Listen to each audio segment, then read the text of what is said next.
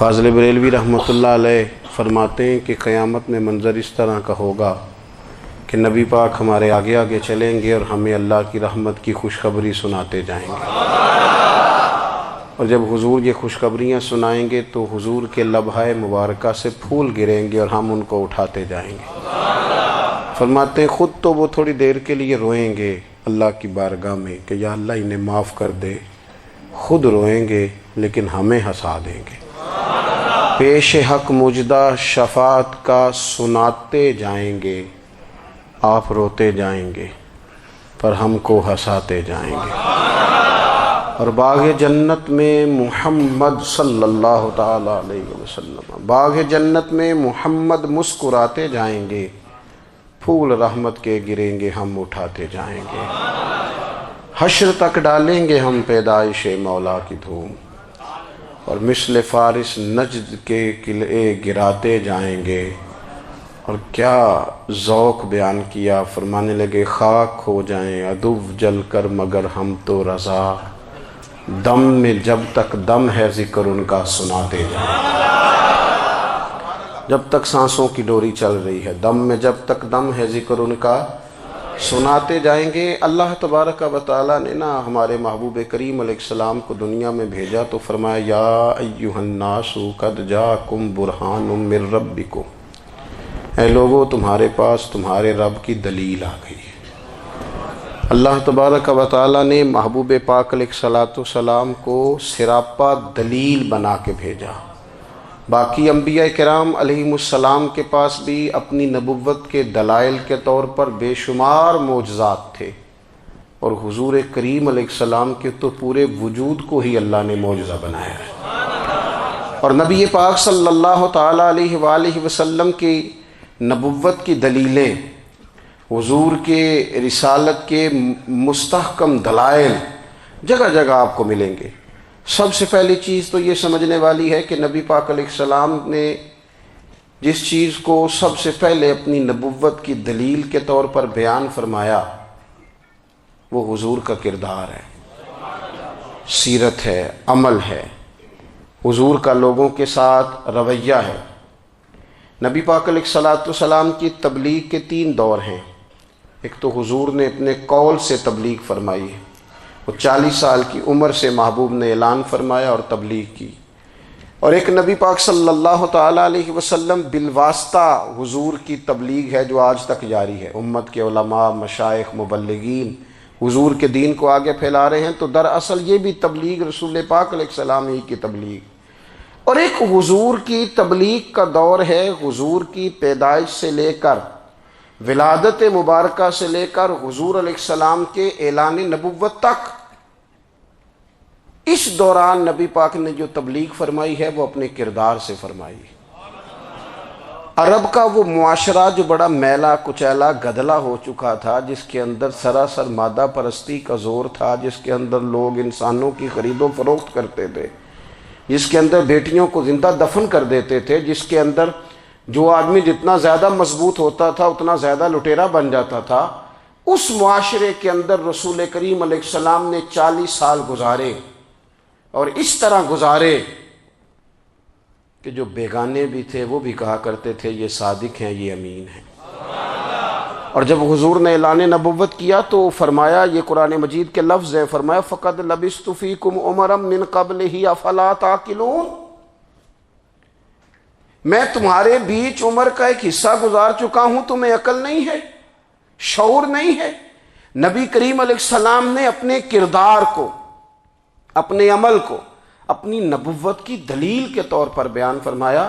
وہ تو حضرت حلیمہ بھی فرماتی ہیں نا، جب میں نبی کریم علیہ السلام کو اپنے گھر لے گئی تو میرا اپنا بچہ بھی دودھ پیتا تھا، 2 میرے بیٹے ہو گئے، ایک میری یہ نسبی اولاد اور حضور میری رضائی اولاد۔ تو کہتی ہیں جب میں کریم محبوب علیہ السلام کو اپنے سینے سے لگاتی تھی تو حضور میرے ایک پستان سے دودھ پیتے تھے اور دوسرا اپنے بھائی کے لیے چھوڑ دیا کرتے تھے۔ یہاں سے رسول کریم علیہ السلام نے کردار کے ذریعے تبلیغ، اور پھر اعلان نبوت سے پہلے ایک تنظیم عرب کے جوانوں پر، عرب کے سرداروں پر مشتمل بنائی گئی، جس میں نبی کریم علیہ السلام نے بڑا حصہ لیا سرکار نے، اور بڑے اہم لوگوں کو شعور حضور نے عطا فرمائے، وہ اس جماعت کا فیصلہ تھا کہ ہم سارے جوان، سارے بڑے لوگ ملیں گے۔ یہ حضور کے اعلان نبوت سے پہلے کی بات ہے۔ ہم بڑے لوگ ملیں گے، کسی بڑے کو کسی چھوٹے پر ظلم نہیں کرنے دیں گے، کسی آدمی کو کسی غریب کا حق نہیں کھانے دیں گے۔ حضور علیہ السلام نے نا اپنے کردار سے، اپنے عمل سے، اور آپ کا جو عمل ہوتا ہے نا وہ اصل ہوتا ہے۔ ایک ہوتا ہے آپ کوئی بات کرتے ہیں اور ایک ہوتا ہے کہ آپ کوئی عمل کرتے ہیں۔ آپ جب عمل کرتے ہیں تو عمل کے ذریعے بھی لوگوں تک بات پہنچتی ہے کہ دراصل آپ کا اٹھنا بیٹھنا چلنا پھرنا کیا ہے۔ میرے رسول کریم علیہ الصلاۃ والسلام کا اٹھنا بھی ایک نبی کا، بیٹھنا بھی ایک نبی کا، بات کرنا بھی ایک نبی کا، معاملات زندگی کرنا بھی ایک نبی کا، لین دین کرنا بھی ایک نبی کا۔ ایک شخص کہتے ہیں میں نے اعلان نبوت سے پہلے حضور علیہ السلام سے کوئی چیز خریدی تھی اور میں نے عرض کیا تھا آپ یہاں تشریف رکھیں، میں پیسے لے کے آتا ہوں۔ میں 3 دن کے بعد آیا۔ دیکھو یہ بات کرنی کتنی آسان ہے، بولنی کتنی آسان ہے، پر 3 دن یہاں میرے بھائی کو کسی شخص کو 2 گھنٹے انتظار کرنا پڑ جائے تو لوگ کہتے ہیں الانتظار اشد من القتل، یہ تو قتل سے زیادہ تکلیف والا معاملہ ہے منتظر رہنا کسی کا۔ کہتے 3 دن کے بعد میں آیا تو میرے رسول کریم وہیں تشریف فرمایا۔ بس اتنا فرمایا یار تم نے مجھے بڑی تکلیف میں ڈال دیا، 3 دن ہو گئے یہاں رکے ہوئے۔ تو حضور نے اپنے کردار کو، اپنے عمل کو، اپنے معاملات کو سب سے پہلے اپنی نبوت کی دلیل کے طور پر پیش کیا۔ کسی نے کیا خوب کہا تھا کہ جو تیری جان کے دشمن ہیں وہ بھی کہتے ہیں، وہ جو تیری جان کے دشمن ہیں، بظاہر تو آئے ہیں نا ہجرت کی رات جان لے لے، لیکن امانتیں حضور کے گھر میں رکھی ہوئی ہیں، امانتیں کاشانہ نور پہ پڑی ہیں۔ وہ جو تیری جان کے دشمن ہیں وہ بھی کہتے ہیں کہ امین تو ہے اور صداقت کی آبرو تو ہے، امین بھی تو ہے، صداقت کی آبرو تو ہے۔ تو پہلے کردار، پھر دوسری بات، اللہ تعالیٰ نے اپنے محبوب علیہ الصلاۃ والسلام کو اپنا مطلق نائب بنا کر، اپنا محبوب اعظم بنا کر، ویسے ہی سارے انسانوں کے بارے میں کہا وَإِذْ قَالَ رَبُّكَ لِلْمَلَائِكَةِ إِنِّي جَاعِلٌ فِي الْأَرْضِ خلیفہ، میں زمین میں اپنا نائب بنانے والا ہوں۔ لیکن حضور علیہ السلام تو محبوب ہے نا، حضور کی نیابت تو محبوبیت کے درجے پر فائز ہے۔ تو رسول پاک کو رب کریم نے اس طرح کا بنا کے بھیجا کہ حضرت عبداللہ ابن رواحہ رضی اللہ تعالیٰ عنہ بیان فرماتے ہیں کہ اگر حضور کوئی معجزہ نہ بھی دکھاتے، نبی کریم علیہ السلام سے کوئی اعجاز لوگ نہ بھی دیکھتے، تو محبوب کا تو چہرہ ہی اس طرح کا تھا، لوگوں نے دیکھتے جانا تھا اور کلمہ پڑھتے جانا تھا۔ لیکن باوجود اس کے میرے رسول پاک کا اعجاز یہ ہے، کمال یہ ہے کہ حضور کبھی اشارہ کر دیں تو چاند 2 ٹکڑے ہو جائے، کبھی دعا مانگ دیں تو ڈوبا ہوا سورج واپس آ جائے، کبھی محبوب گزرنے لگے تو پتھر آپ پر سلام پڑے، کبھی حضور پہاڑ پر چڑھ جائیں تو پہاڑ وجد میں آ کر جھومنے لگے، محبوب کا کبھی نماز پڑھاتے ارادہ بن جائے تو اللہ تعالیٰ قبلے کا رخ ہی تبدیل فرما دے۔ کیا خوبصورت سوچ ہے اور کیا نظریہ دیتے ہیں بریلی کے امام۔ فرماتے ہیں اجابت کا جوڑا عنایت کا صحرا، دلہن بن کے نکلی دعائے محمد، اور اجابت نے جھک کر گلے سے لگایا بڑی ناز سے جب دعائے محمد۔ دیکھو خدا کی رضا چاہتے ہیں دو عالم، خدا چاہتا ہے رضائے محمد صلی اللہ تعالی علیہ وسلم۔ اور ایک مقام پہ فرماتے ہیں نائب دست قدرت پہ لاکھوں سلام، نائب دست قدرت پہ لاکھوں سلام۔ تو اللہ تعالیٰ نے نبی پاک صلی اللہ تعالی علیہ وسلم کو جو اعجاز۔ پھر ایک اور بات، حضور امی ہیں، دنیا میں آ کر محبوب نے کسی سے پڑھا ہی نہیں۔ میرے محبوب نے جتنا پڑھا ہے رب کریم سے ہی پڑھا ہے۔ الرحمن علم القرآن خلق الانسان، رحمان نے قرآن سکھایا پھر انسان بنایا۔ اللہ تبارک و تعالیٰ کی بارگاہ کرم سے حضور نے لیا۔ رسول کریم امی ہیں، یہ بھی حضور کی نبوت پر ایک بڑی دلیل۔ دیکھو ایک ہوتا ہے کوئی آدمی بچپن سے کسی چیز سے شغف رکھے اور جب اس کی عمر بڑی ہو جائے تو کہتے ہیں اس کا تجربہ بڑا ہو گیا ہے، یہ پہلے کچھ شعر کہتا تھا، کوئی ادبی جملہ کہتا تھا، تو اب اس کی یہ کام کرتے کرتے عمر بڑی ہو گئی ہے تو رسوخ حاصل ہو گیا۔ 40 سال کی عمر مبارک تک نبی کریم نے ایک شعر بھی نہیں کہا۔ حضور علیہ السلام نے کبھی کوئی ایسی بات، ویسے تو حضور کی ہر بات حکمت والی، لیکن جس کو عرب کے لوگ اپنے لہجے میں شاعری یا اپنے لہجے میں ادب کہتے تھے، وہ حضور نے بیان نہیں فرمایا۔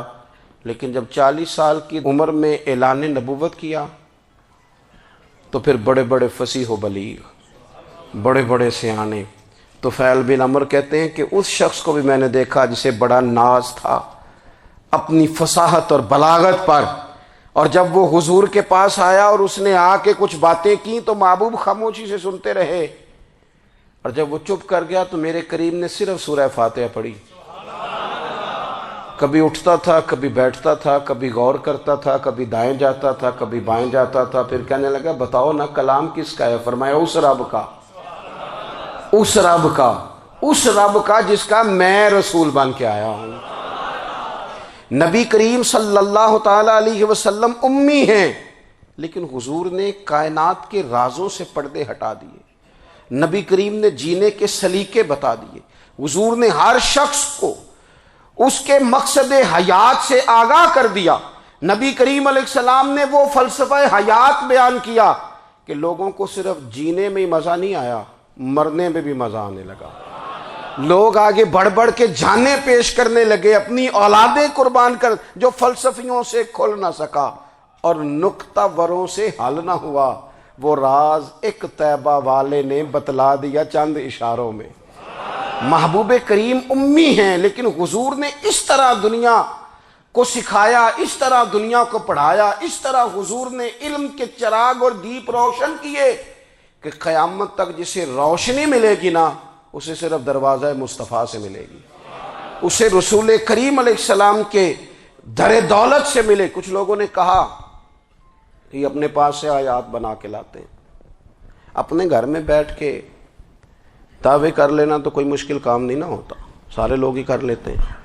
بلکہ وہ ہمارے ایک بزرگ کہا کرتے تھے، خیالی پلاؤ پکائیے تے گھیو کدے بھی کٹ نہ پائیے، کیونکہ کون سا پیسوں کا ڈالنا ہے، زیادہ ڈالیں آپ، اور زیادہ ڈالیں۔ بہت سارے لوگ ہیں آج بھی، کچھ لبرل ہیں بیچارے، کچھ دین بیزار طبقہ ہے، وہ کہتے ہیں جناب ہمیں تو جدید باتیں بتائیں، ہمیں تو نئے اسلوب کے مطابق لے کے چلے، ہمیں تو او بھائی سن، میرے نبی پاک علیہ السلام نے فرمایا میرا قرآن کبھی پرانا نہیں ہوگا، اسے پڑھ کے دیکھ، اس کی جدت کا حسن دیکھ، یہ تو کھلا ہوا باغ ہے، تو ایک دفعہ اس کے قریب آئے گا تو خوشبو ملے گی، دوسری دفعہ آئے گا تو اس سے زیادہ تازی ملے گی، ایک دفعہ پھل کھائے گا تو مزیدار ہوگا اور دوسرا کھائے گا ہو سکتا ہے شکل ملتی جلتی ہو لیکن ذائقہ بڑا نرالا ہوگا۔ تو تو صحیح نا، جب کچھ لوگوں نے کہا یہ خود سے بنا کے آیات لاتے ہیں تو فرمایا وَإِن كُنتُمْ فِي رَيْبٍ مِّمَّا نَزَّلْنَا عَلَىٰ عَبْدِنَا فَأْتُوا بِسُورَةٍ مِّن مِّثْلِهِ، اگر تمہیں کوئی شک ہے اس میں جو ہم نے اپنے بندہ خاص میں نازل کیا ہے تو تم بھی اس جیسی ایک آیت بنا کے لاؤ۔ اور چلو چیلنج کھلا ہی دے دیا، فرما وَادْعُوا شُهَدَاءَكُم مِّن دُونِ اللَّهِ، اللہ اور اللہ والوں کو چھوڑ دو، تفسیری ترجمہ عرض کر رہا ہوں، یعنی صحابہ کو چھوڑ دو، حضور کے ماننے والوں کو چھوڑ دو، باقی ساری دنیا کے کافر اکٹھے ہو جاؤ، ایک آیت بس قرآن جیسی لے کے آؤ، ایک آیت لے کے آؤ، ان کنتم صادقین، اگر تم سچے ہو۔ جوانوں سنو، کہا ایک آیت، اور یہ چیلنج آج تک قرآن مجید کا موجود ہے، آج تک وَإِن كُنتُمْ فِي رَيْبٍ مِّمَّا نَزَّلْنَا عَلَىٰ عَبْدِنَا فَأْتُوا بِسُورَةٍ مِّن مِّثْلِهِ، تم قرآن کے مقابلے کی ایک صورت لے کے آؤ اور سارے حمایتی اکٹھے کر لو اپنے، ان کنتم صادقین، اگر تم سچے ہو۔ جواب تو ادھر سے آنا تھا نا، لیکن کائنات کے رب نے جواب بھی خود دیا، فرمایا فَإِن لَّمْ تَفْعَلُوا وَلَن تَفْعَلُوا، اگر تم نہ لا سکے، اور فرمایا تم لا سکتے بھی نہیں، اگر تم نہ لا سکے اور تم لا سکتے بھی، نہ خنجر اٹھے گا نہ تلوار تم سے، یہ بازو میرے آزمائے ہوئے ہیں، وَلَن تَفْعَلُوا، تم لا بھی نہیں سکتے، فَاتَّقُوا النَّارَ الَّتِي وَقُودُهَا النَّاسُ وَالْحِجَارَةُ، پھر اس آگ سے ڈر جاؤ جس کا ایندھن آدمی اور پتھر ہے۔ اعدت للکافرین، بنائی کافروں کے لیے، بنائی مومنوں کے لیے تو رب نے جنت بنائی ہے۔ اعدت للکافرین، یہ دوزخ اللہ نے کن کے لیے بنائی ہے؟ اعدت للکافرین کہتا ہے کافر کے لیے بنایا۔ تو اللہ تبارک و تعالیٰ نے میرے رسول پاک صلی اللہ تعالیٰ علیہ وسلم کو وہ کتاب عطا فرمائی، اور پھر حضور کی فصاحت و بلاغت، معرفت۔ دیکھو ایک ہوتا ہے گھنٹوں باتیں کرنا، ایک ہوتا ہے کئی کئی والیم پر مشتمل، کئی کئی جلدوں پر مشتمل کتب کا لکھنا، اور ایک ہوتا ہے کسی بندے کا ایک بات کرنا اور سامنے والے کی طبیعت کو اتنا جگا دینا کہ اگلی بات فوراً ہی اس کی سمجھ میں آ جائے۔ اور حضور نہ کسی کی انا کو نہیں جگاتے تھے۔ ہم بعض اوقات کسی سے خطاب کرتے ہیں، بات کرتے ہیں تو سامنے والے کی انا کو جگا دیتے ہیں، ٹھیس پہنچاتے ہیں، وہ کہتا ہے چل پھر تگڑا ہو جا میں بھی آیا۔ حضور انا نہیں جگاتے تھے، میرے نبی پاک ضمیر جگاتے تھے تاکہ وہ شخص فیض حاصل کر سکے، اسے کچھ ملے۔ نبی کریم کا جو انداز تکلم ہے وہ اس طرح کا ہوتا تھا کہ انسان خود بخود کھل اٹھتا تھا کہ مطلب یہ بات ہونے کیا لگی ہے، مطلب حضور کیا فرمانے لگے۔ نبی کریم صلی اللہ تعالی علیہ وسلم، ایک دن محبوب کریم نے صحابہ کے بیچ حضور کی فصاحت و بلاغت دیکھے، فرمایا محبوب نے کتنا نادان ہے وہ شخص جو اپنے ماں باپ کو گالی دے۔ کھلی ہو گئی لوگوں کی آنکھیں، کان کھڑے ہو گئے کہ یا رسول اللہ کون ایسا بدبخت ہے جو ماں باپ کو گالی دے گا۔ اب جب سوالات ذہنی سطح پر پوری طور پر ابھر گئے نا، تو اب رسول کریم نے بات سمجھائی۔ یہ ہے فصاحت و بلاغت، تیرے آگے ہیں یوں دبے لچے فصحاء عرب کے بڑے بڑے، کوئی جان منہ میں زبان نہیں بلکہ جسم میں جان نہیں۔ یا رسول اللہ کون ایسا نالائق ہے جو ماں باپ کو گالی دے؟ اب جب ذہنی سطح یہاں تک ابھر آئی تو اب حضور نے سمجھایا، فرمایا جب تم کسی کے ماں باپ کو گالی دو گے نا تو وہ بھی تو جواب میں تمہارے ماں باپ کو دے گا نا، تو فی نفس ہی یہ تم نے خود ظلم کیا ہے اپنے ماں باپ پر۔ کیوں تم نے ایسا لہجہ اختیار کیا کہ جس سے سامنے والے کی انا جاگ جائے اور وہ تمہارے مقابلے میں آ کر کے کھڑا ہو جائے؟ کیوں تم نے اس طرح کے انداز اختیار کیے کہ جس سے سامنے والا بھی سارے پنجے کھڑے کر کے باہر نکل آئے اور کہے آ جاؤ پھر میں بھی میدان میں حاضر ہوں؟ رسول کریم کی فصاحت بلاغت دیکھیں نا، حضور دو چار جملوں میں ساری بات سمجھا جاتے ہیں۔ ایک حدیث پاک اگر ہماری سمجھ میں آ جائے، ایک روایت نبی پاک صلی اللہ تعالی علیہ وسلم نے فرمایا خوبصورت مسلمان وہ ہے جو بے مقصد باتوں کو چھوڑ دے۔ لو اس سے پوری زندگی سجائی جا سکتی ہے، ایک جملے سے پوری زندگی سواری جا سکتی ہے۔ کوئی لمبی چوڑی باتوں میں جانے کی ضرورت نہیں، کہا خوبصورت مسلمان یہ ہے جو بے مقصد باتوں کو چھوڑ دے، لا یعنی باتوں کو، کیا کہتے ہیں ہمارے دیہات کے لوگ، جڑے پنڈ جانا نہیں ادھر راہ پوچھنے دی۔ لیکن آج کل لوگ باز آندے، یعنی جس بات کا بالکل تعلق نہیں نا وہ بات بھی کرتے جاتے ہیں، جس کا شعبہ ہی نہیں وہ بھی چھلانگ لگا لگا کے اس میں آ جاتا ہے۔ ہم اپنا وقت ضائع کرتے ہیں، اپنی صلاحیتیں ضائع کرتے ہیں، اپنا نقصان کرتے ہیں۔ ہم اپنا کام صحیح کر کے نہیں کرتے اور دوسری ساری دنیا کو ٹھیک کرنا چاہتے ہیں۔ او بھائی آپ جس جگہ جس شعبے سے تعلق رکھتے ہیں آپ اپنے معاملات میں مضبوطی پیدا کریں۔ حضور نے اپنی فصاحت کے ساتھ بلاغت کے ساتھ لوگوں کو قائل کیا، اور قرآن مجید کی تاثیر کا یہ اثر میرے کریم رسول نے دکھایا کہ رات کو جب حضور بیٹھ کے قرآن پاک پڑھتے تھے نا، جب یاسین والے نبی خود یاسین کی تلاوت کریں، جب طٰہٰ والے محبوب خود طٰہٰ کی تلاوت کریں، غور کرو نا جب مدثر والے محبوب خود ان جملوں کو ادا کریں، یعنی جن کے بارے میں آیت آئی ہے جب وہی یہ آیت پڑھیں کہ اِنَّا أَعْطَيْنَاكَ الْكَوْثَرَ، یعنی جن کا ذکر ہو رہا ہے جب وہ یہ بات کریں کہ یا ایھا النبی انا ارسلناک شاہدا ومبشرا ونذیرا لتؤمنوا باللہ ورسولہ وتعزروہ وتوقروہ وتسبحوہ بکرۃ واصیلا، جن کے بارے میں آیت آئی ہے جب وہ یہ کہہ رہے ہوں کہ ورفعنا لک ذکرک، جب وہ کہہ رہے ہوں والضحیٰ واللیل اذا سجا، ذرا اس کیفیت کو دیکھیں جب محبوب خود پڑھ رہے ہوں، اور جو حضور پر آئی ہیں اس کا ذائقہ، اس کا لطف، اس کا انداز بھلا کیا ہوگا۔ حضور جب رات کو پڑھتے تھے نا قرآن پاک، تو جو پکے کافر تھے نا، ابو جہل جیسے لوگ، وہ بھی جھاڑیوں میں چھپ چھپ کے مدینے والے کی تلاوت سنا کرتے تھے، حضور کی تلاوت سنا کرتے تھے۔ یہی بہتر ہے کہ پردوں میں وہ پردہ پوش رہے، وہ اگر پردے ہٹا دے تو کسے ہوش رہے۔ رسول کریم علیہ السلام کی تلاوت کا سننا، قریب جانا، یہ اعجاز ہے۔ حضرت فاروق اعظم کہتے ہیں میں طبیعت کا بڑا ڈاڈا تھا، مزاج کا بڑا سخت تھا، زندگی ہمیشہ ڈٹ کر گزاری، باتوں پر کھڑا رہنا آتا تھا، پر جب میری بہن نے مجھے چند آیتیں سنائی نا تو میں تڑپ ہی گیا۔ کروں آیا سا مار مقامنے نو، ہن مینو مار دے لے چلو، اوے متے عمر دی عمر برباد ہو جائے، جتھے عمر سوار دے لے چلو۔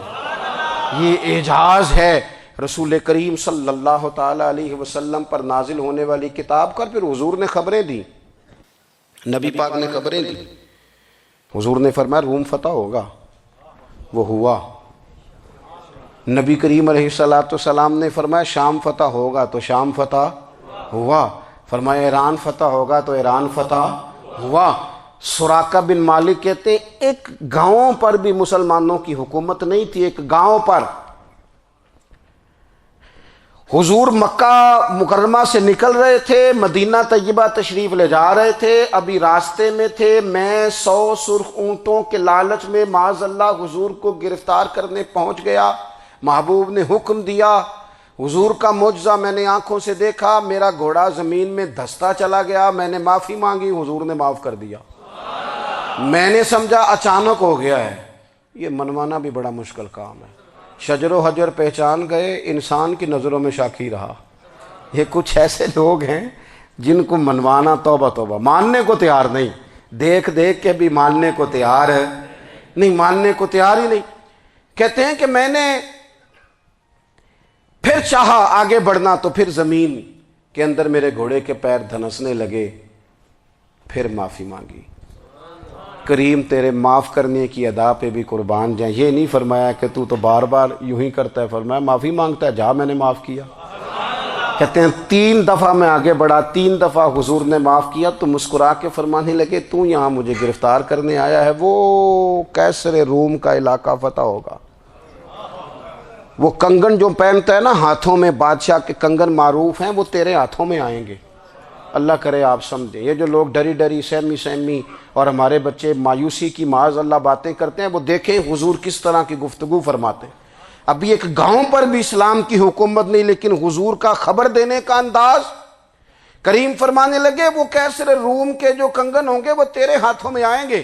جناب سراقہ بن مالک فرماتے ہیں کہ میں مسلمان ہو گیا، حضور کا وصال ہو گیا، کنگن نہیں آئے۔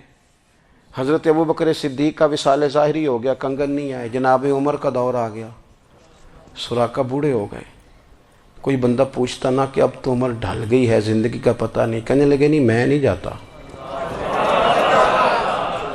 جب تک کنگن نہیں آتے اسرائیل کوئی نہیں آئیں گے، کیونکہ ساڈے نبی دی زبان ساڈے واسطے قرآن۔ جو دن کو کہہ دیا دن ہے تو دن نکل آیا، جو شب کو کہہ دیا شب ہے تو رات ہو کے رہی، اور خدا نے ان کی زبان کو وہ اختیار دیا، جو نکلی منہ سے ان کے وہ بات ہو کے رہی۔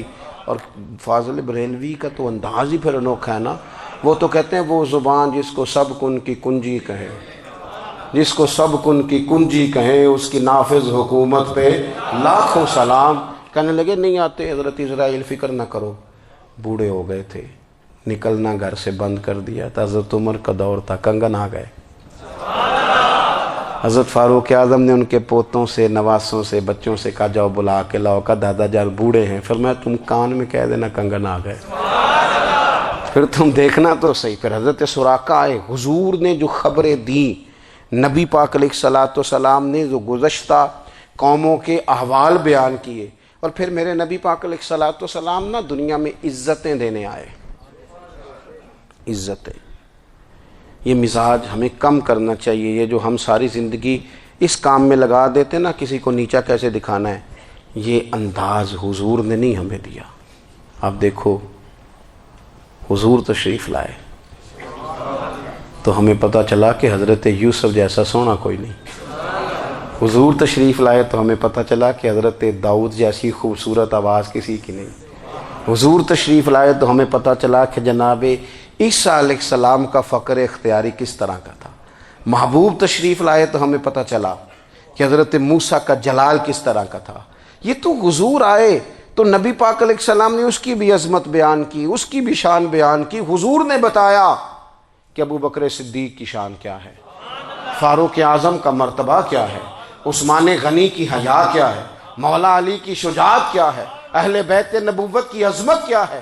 حضور آئے عزتیں دینے، ماں کو عزت دی مدینے والے رسول نے، کہا جس کا باپ راضی ہو گیا اس کا رب راضی ہو گیا، فرمایا جو 2 بیٹیاں 3 بیٹیاں 4 بیٹی بہنیں یا 1 بیٹی یا بہن بیاہ کے آ گیا نا، اس طرح میری 2 انگلیاں جڑی ہوئی ہیں، میرے ساتھ جڑ کے جنت میں جائے گا۔ رسول کریم صلی اللہ تعالی وسلم نے عزت دی، حضور عزتیں دینے، کوئی اعزاز نہیں، ان پڑھ بندہ ہے، سادہ ہے، غریب ہے، مزدوری کرتا ہے، ہاتھوں پہ چھالے، یا رسول اللہ اس کا بھی کوئی اعزاز ہے؟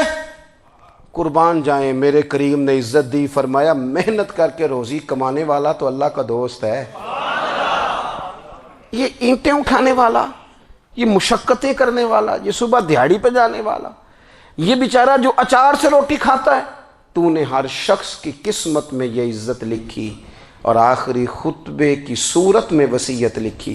رسول کریم نے ہر بندے کو اعزاز دیا، عظمتیں دی، حضور عزتیں دینے آئے، نبی پاک علیہ السلام نے اعزازات دیے، حضور نے نوازا، یہ ساری چیزیں میرے رسول پاک کی تشریف۔ اور پھر یہ جو حضور کے صحابہ اور اہل بیت ہیں نا، یہ بھی میرے نبی پاک کی نبوت کی دلیل ہے۔ اتنی جلدی انقلاب آیا نہیں کرتے، وہ کل تک جو رہزن تھے حضور نے راہبر بنا دیے، وہ لوگ جو کل تک ایک دوسرے کے گلے کاٹ کے کھاتے تھے، ایک دوسرے کو مارتے تھے، تکلیف پہنچاتے تھے، برادری ازم پہ لڑتے تھے، حضور نے بھائی بھائی بنا دیے۔ ایک پلیٹ میں کھانا کھانے لگے، سیدنا بلال حبشی، صہیب رومی، سلمان فارسی، حضور نے یوں کر کے ملا دیا۔ نبی کریم علیہ السلام نے تقسیمیں ختم کر دی دنیا میں، حضور کے صحابہ نے اپنا کردار اس طرح کا دکھایا، اتنا بلند کیا، اور صحابہ کرام علیہم رضوان اس کو دے کر اتنی بلندیوں پہ گئے کہ گواہیاں اللہ کا قرآن دیتا ہے۔ فرمایا محمد الرسول اللہ والذین معہ اشداء علی الکفار رحماء بینہم تراہم رکعا سجدا یبتغون فضلا من اللہ ورضوانا۔ فرمایا یہ جو میرے محبوب کے ساتھ والے ہیں کافروں پر سخت ہیں، آپس میں نرم دل ہیں، تم جب بھی انہیں دیکھو گے سجدے کرتے دیکھو گے، رکوع کرتے دیکھو گے، تم انہیں دیکھو گے اللہ کی رضا کے متلاشی ہیں۔ انہیں ساری مادہ پرستی سے نکال کر محبوب نے رب کی رضا کے رستے پہ ڈال دیا۔ میرے نبی کریم سید عالم صلی اللہ تعالیٰ علیہ وسلم کی نبوت کے دلائل کے طور پر یہ ساری چیزیں آئیں۔ بس میں بات سمیٹنے لگا ہوں۔ حضور کا جو اخلاق ہے نا، وہ بھی نبی کریم علیہ الصلاۃ والسلام کی نبوت کی بہت بڑی دلیل ہے۔ وَإِنَّكَ لَعَلَىٰ خُلُقٍ عَظِيمٍ۔ محبوب ہم نے آپ کو نا خلق عظیم کا مالک بنایا ہے۔ کچھ لوگ سمجھتے ہیں صرف آپ کا بولنے کا انداز ٹھیک ہو تو آپ با اخلاق ہیں۔ نہیں بھائی، بولنے کا انداز ٹھیک ہونا با اخلاق نہیں، سچ بولنا اخلاق کی علامت ہے۔ آپ کا حق بات کرنا اخلاق ہے، آپ کا صحیح گواہی دینا اخلاق ہے، آپ کا اللہ تعالیٰ کی طرف سے آزمائش آنے پر صبر کا مظاہرہ کرنا اونچا اخلاق ہے۔ رب نعمت دے تو آپ کا وجود ڈھلتا جائے شکر میں، یہ اخلاق ہے۔ رب کریم اگر آپ کو کسی وقت کسی آزمائش میں اپنی حکمت سے ڈالتا ہے تو عزت نفس کو برقرار رکھنا، خودداری کو برقرار رکھنا، یہ اخلاق۔ نبی پاک نے اعلیٰ ترین اخلاق کی بات بتائی، اعلیٰ ترین۔ حضور نے لوگوں سے بیعت لیتے وقت کہا تھا میرے ہاتھ پر بیعت کرو، چوری نہیں کرو گے۔ نبی پاک علیہ السلام نے مختلف امور پر بیعت لی۔ حضرت حکیم بن حزام کہتے ہیں حضور نے میرے ہاتھ پہ ہاتھ رکھ کے کہا میرے ہاتھ پہ ہاتھ رکھ کے بیعت کرو کہ کسی دنیا دار سے سوال نہیں کرو گے، خودداری سے زندگی گزارو گے، عزت نفس جو رب نے تمہیں دیا ہے تم اس پر راضی رہو گے، لوگوں کی جیبوں کو ٹٹولنا، دوسروں کی دولتوں پہ راج کرنا، دوسروں کے مال پر نگاہیں ڈالنا اللہ کے حبیب نے پسند نہیں فرمایا۔ فرمایا بیعت کرو کہ تم کبھی کسی سے سوال نہیں کرو گے۔ حد ہو گئی، نبھانے والوں نے پھر اس عہد کو نبھایا اور کمال کر دی۔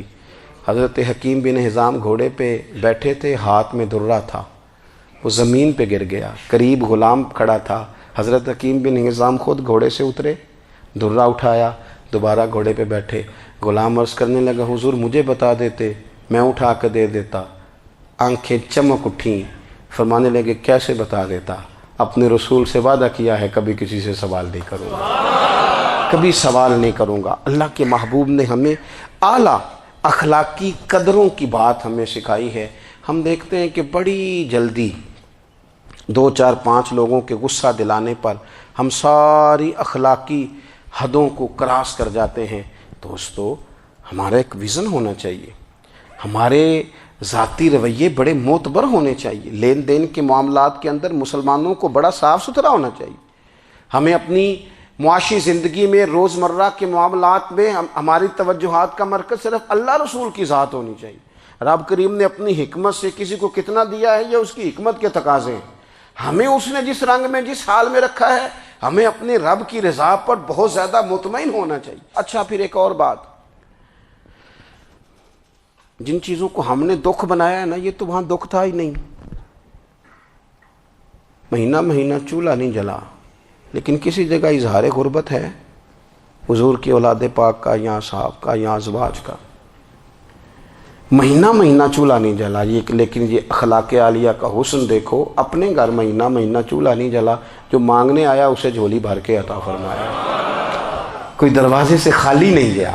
عزیز بھائی اگر زندگی میں اخلاقی قدریں ہم اپنا لیں اور ہم تھوڑا تھوڑا کر کے اپنے آپ کو تبدیل کریں، ساری زندگی توجہ رہی کہ فلاں کیا کر رہا ہے فلاں کیا کر رہا ہے، تھوڑا سا گردن کو جھکا کے اپنے اوپر توجہ ڈالیں، اپنے آپ کو وقت دیں، حضور کے اخلاق عالیہ کی روشنی میں، تعلیمات حسنہ کی روشنی میں ہم اپنے کردار و عمل پر تھوڑی توجہ دیں۔ اس وقت بہت بڑی تعداد میں امت مسلمہ ہے، اور ایسا نہیں ہے کہ دولت نہیں ہے، دولت سے بھی سرشار ہیں، ہمارے ہاں بڑے بڑے انجینئر ہیں، بڑے بڑے ڈاکٹر ہیں، لیکچرار ہیں، ہمارے پاس بڑے بڑے ہاسپٹل ہیں، بڑا کچھ ہے، لیکن کردار و عمل کے بادشاہ، اپنی زندگی تقوی کی روشنی میں گزارنے والے ان لوگوں کی تعداد کم ہے۔ اگر کوئی آج بھی سارے کام نیک کرے لیکن جائیداد میں سے بیٹی کا حق رکھ جائے تو پھر اس نے کیا میلاد منایا ہے؟ اگر آج بھی جو 2 4 لوگ بیچارے اس کے زیر دست ہیں، ملازمین ہیں، ان کے ساتھ اس کا رویہ انتہائی سخت ہو تو اس نے کیا میلاد منایا؟ اگر آج بھی وہ برادری ازم کی بنیاد پر دوستیاں کرے اور چھوٹے بڑے کی وہ تقسیم رکھے، جسے حضور نے فرمایا کہ قبیلے تو تعارف کے لیے، ورنہ کسی عربی کو اجمی پر، گورے کو کالے پر کوئی فضیلت نہیں۔ اگر کوئی آج بھی اس برادری ازم کا قائل ہے پھر اس نے کیا میلاد منایا؟ اگر کوئی شخص آج بھی اپنے آپ کو مادہ پرستی میں پوری طرح دھکیل چکا ہے اور رضا الہی کا مسافر نہیں بنا تو اس نے کیا میلاد منایا؟ اپنی طبیعتوں میں روحانی تبدیلی اور وہ خاص افکار جو حضور اپنے غلاموں میں پیدا فرماتے ہیں، ان افکار کو پیدا کرنا، سوچوں کو بدلنا، سوچوں کو، نظریات کو بدلنا، اپنے روزمرہ کے معاملات کا جائزہ لینا کہ ہم کس طرح آگے بڑھ سکتے ہیں اور کس طرح ہم ایک بہترین امتی اور ایک بہترین مسلمان بن سکتے ہیں، اس پر توجہ دینا، یہ میلاد ہمیں سبق دیتا ہے۔ اللہ تعالیٰ مجھے اور آپ کو عمل کی توفیق عطا فرمائے۔ آخر دعوایا ان الحمدللہ۔